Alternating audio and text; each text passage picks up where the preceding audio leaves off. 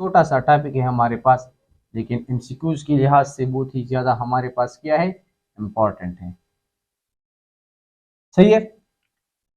तो पिछले टॉपिक में हमने बात की अबाउट क्वांटम नंबर्स, यानी हमारे पास एटम में शेल्स होते हैं, फिर शेल्स के हिसाब से हमारे पास सब शेल्स होते हैं, फिर हमारे पास ऑर्बिटल्स होते हैं, और ये इलेक्ट्रॉन्स हमारे पास, इस इलेक्ट्रॉन्स में हमारे पास इलेक्ट्रॉन्स डिस्ट्रीब्यूट होते हैं।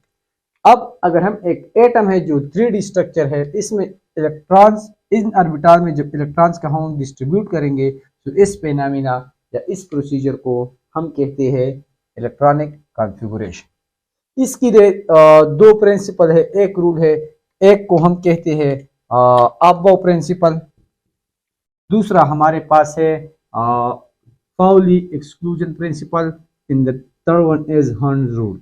सही है। जब हम इलेक्ट्रॉन्स को ऑर्बिटल्स में डिस्ट्रीब्यूट करेंगे तो हम जो है इन तीन रूल्स को फॉलो करेंगे। So the rule principle number first principle हमारे पास ये है Aufbau principle, which is also known as building up principle. ये प्रिंसिपल हमारे पास किस चीज पर बेस है, बिल्डिंग अप, यानी पहले हम बिल्डिंग ऊपर जाएंगे स्टेप बाय स्टेप।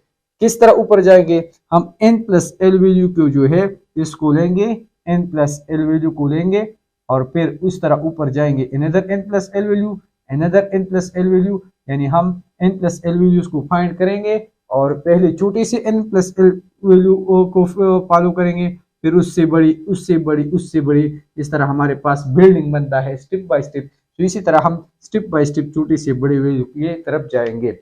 अब ये n+l क्या है, n+l याद रखिए कि दिस n हमारे पास क्या है, दिस हमारे पास है प्रिंसिपल क्वांटम नंबर। ये हमारे पास क्या था, principle quantum number. So n is equal to principle. l हमारे पास क्या है, l हमारे पास है एजीम्यूथल क्वांटम नंबर। ये है मेरे पास कुछ ऑर्बिटल्स है, 1s 2s 2p 3s 3p, फिर मेरे पास है 3d, फिर मेरे पास है 4s। अगर इसके लिए मैं वैल्यू फाइंड कर लेता हूँ n+l की, सो हमारे पास कुछ वैल्यूज कुछ इस तरह आएंगे। So let me draw few lines. सही है। ये मेरे पास n की वैल्यू हो गई, ये मेरे पास l की, फिर n+l की वैल्यूज। तो यहाँ पर देख ले, ये जो 1 की वैल्यू है ये हमारे पास प्रिंसिपल क्वांटम नंबर की वैल्यू होती है 1, ये हमारे पास 2, ये भी 2 है, ये भी हमारे पास 3 है, ये भी हमारे पास 3 है, ये भी हमारे पास 3 है, ये हमारे पास क्या है, ये हमारे पास है 4। इसी तरह जब l की वैल्यू मैं लिख लेता हूं तो यहाँ पर s की लिए l की वैल्यू को देख ले कि s की लिए मेरे पास होती है 0, p की लिए 1, d की लिए 2 और f के लिए हमारे पास होती है 3। तो s के लिए 0, p के लिए, s के लिए 0, p के लिए 1, s के लिए 0, p के लिए 1, d के लिए 2, s के लिए 0। अगर हम इसको ऐड कर ले तो हमारे पास क्या आएगा, 1 + 0 1, 2 + 0 2, 2 + 1 3, 3 + 0 3, 3 + 1 4, 3 + 2 5 और 4 + 0 4। तो ये हमारे पास हो गई कुछ वैल्यूज। 3s के लिए 3 + 0 3, 3p के लिए 3 + 1, 3d के लिए 3 + 2 5, फिर हमारे पास हो गई 4 + 0 4। अब यहां पर देख रहे हमने किस तरह इलेक्ट्रॉन्स को डिस्ट्रीब्यूट करेंगे। पहला इलेक्ट्रॉन उस ऑर्बिटल में जाएगा जिसकी सबसे वैल्यू n+l की वैल्यू कम होगी।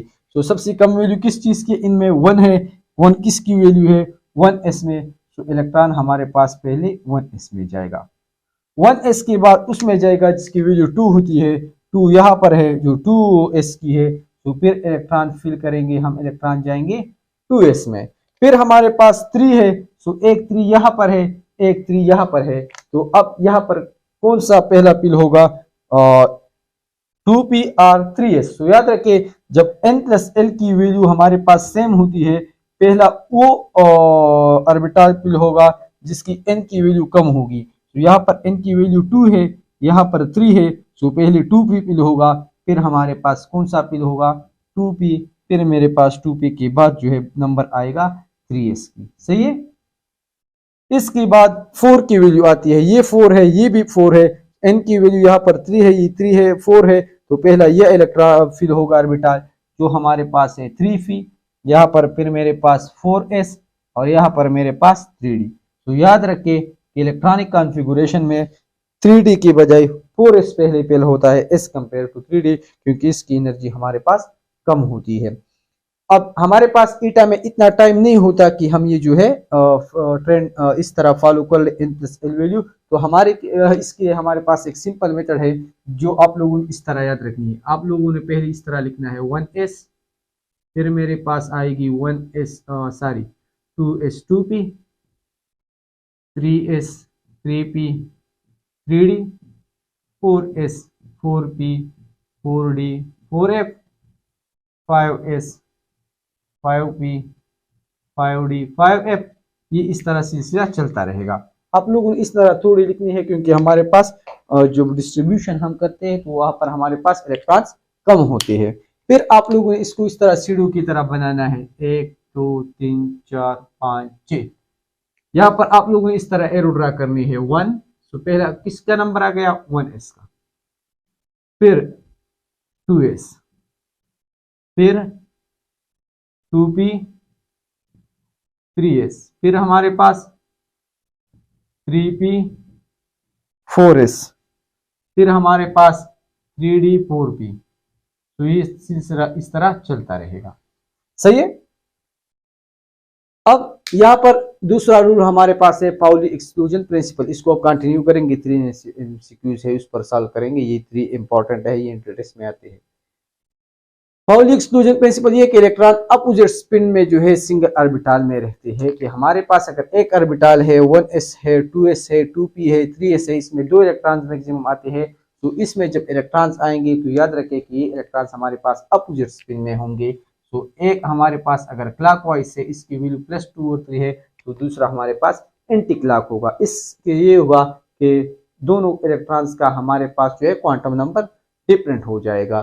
सो हमारे पास याद रखें कि नो 2 इलेक्ट्रॉन्स है सेम क्वांटम नंबर्स का, हमारे पास एटम में किसी भी एटम का सेम क्वांटम नंबर हमारे पास नहीं होता। फिर लास्ट रूल हमारे पास है हर्ट्ज रूल। हर्ट्ज रूल कहते हैं कि अगर हमारे पास डीजेनरेट ऑर्बिटल हो, जिस तरह हमारे पास ये px py pz है, इस तरह हमारे पास डी में जो 5 ऑर्बिटल्स है डी के, तो ये हमारे पास डीजेनरेट है। डीजेनरेट में ये different orbitals having same energy. अगर यहाँ पर इलेक्ट्रॉन्स ने इनको फिल करना है, लेट्स सपोज हमारे पास 3 इलेक्ट्रॉन्स है, तो क्या होगा, एक पॉसिबिलिटी ये है कि 2 इलेक्ट्रॉन इसमें आ जाए, दूसरा यहाँ पर, एक तो ये है कि एक px में आए, एक py में, एक pz में, जिस तरह ये है। तीसरा हमारे पास ये है कि 2 हमारे पास क्लॉकवाइज हो, एक यहाँ पर आ जाए। तो हमारे पास क्या होगा कि according to Pauli exclusion principle पहले तो ये है कि अपोजिट स्पिन होना चाहिए, लेकिन हर्ट्ज रूल्स कहते हैं कि अगर डीजेनरेट ऑर्बिटल्स हो 2 से ज्यादा और 2 से ज्यादा इलेक्ट्रॉन्स हो, तो फिर इलेक्ट्रॉन कोशिश करेगा कि हर एक ऑर्बिटल में ये अकेला अकेला रह जाए। एक इलेक्ट्रॉन यहाँ पर आएगा, एक इलेक्ट्रॉन यहाँ पर, एक इलेक्ट्रॉन यहाँ पर, so they will try to live in separate orbital instead of living in same orbital with opposite spin. सही है, सो ये भी गलत है, ये भी गलत है, this is the correct answer. फिर याद रखिए कि हमारे पास 3 MCQs आते हैं, एक हमारे पास आता है स्कैंडियम, क्रोमियम एंड कॉपर। इससे आगे आएगी या इससे आगे भी आ सकती है, लेकिन मोस्ट इंपॉर्टेंट हमारे पास ये 3 है। स्कैंडियम का नंबर जो है वो 21 है एटॉमिक नंबर। तो इसको अगर हम इलेक्ट्रॉन में डिस्ट्रीब्यूट करते हैं हमारे पास इस तरह आता है 1s2 2s2, यहाँ से हम इसको फिल करेंगे, s में 2 इलेक्ट्रॉन्स, s में 2 इलेक्ट्रॉन्स, p में 6 इलेक्ट्रॉन, s में 2 इलेक्ट्रॉन, p में 6 इलेक्ट्रॉन, s में 2 इलेक्ट्रॉन। सो बात यहाँ पर आती है, सो ये देख लें कि हमारे पास इलेक्ट्रॉन्स इस तरह आएंगे 2 + 4 6 4 + 6 10 11 12 12 + 6 18 18 19 20 21। तो ये देख लें कि हमारे पास ये इस तरह नहीं होगा, 3p6 और 3d3 नहीं होगा। याद रखिए कि 3p के बाद हमारे पास 4s2 आती है। तो ये हमारे पास कंफ्यूजिंग पॉइंट्स थे जिससे MCQs आती है।